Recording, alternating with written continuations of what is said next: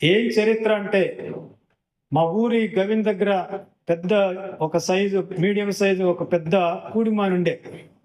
ఆ కూడిమాన్ ఉన్నప్పుడు మేము కొంతమంది అబ్బాయిలు, మా తోటి అబ్బాయిలు పైన నలుగురు కొమ్మ మీద ఉంటే కింద నేను ఇంకొక అతను ఉయ్యాల మాదిరి ఆ కొమ్మ పట్టుకుని ఊపుతుంటే అలా ఊపడంలో స్పీడ్ ఎక్కువై ఆ కొమ్మ ఇరిగి నలుగురు కింద పడ్డారు.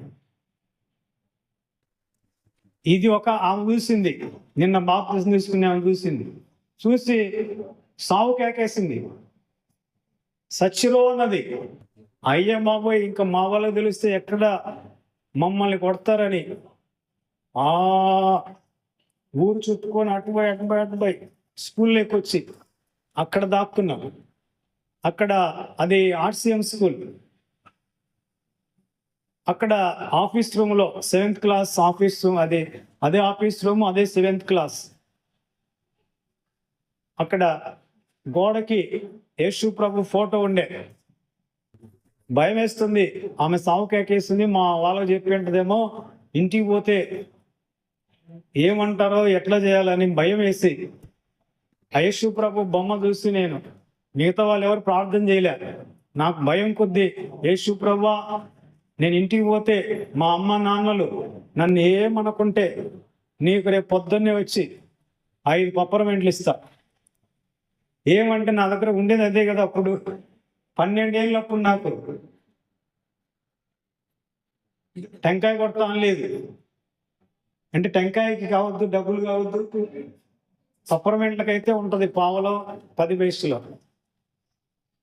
భయంతోనే ఆ మాట అయితే అన్నాను. మిగతా నాతో పాటు ఉండే అబ్బాయిలు ప్రార్థన చేశారో లేదో నాకు తెలియదు, నేను మాత్రం ఈ మాట అన్నాను.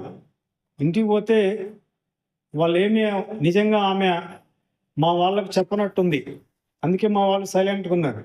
కానీ ఆమె ఏం చేసింది, వాళ్ళ భర్తకు చెప్పింది. వాళ్ళ పిల్లోడు కూడా నా ఎమ్మటి ఉండే. ఆ పిల్లోడు ఇంటికి పోతానే వాళ్ళ నాన్న శాల్కాలు తీసుకొని వీపంతా పొలగొట్టినాడు.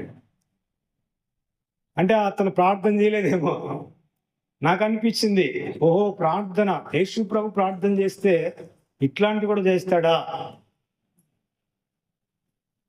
ఆ ప్రార్థన చేయడానికి ఆ తల్లి నిన్న బాప్తిసం తీసుకున్నామే సావు కేకే. దేవుని స్తోత్రం. ఆమెకు నేను బాప్తిసం ఇవ్వడం మళ్ళీ చాలా కాలం తర్వాత. ఇదంతా కూడా దేవుని అనాది ప్రణాళిక.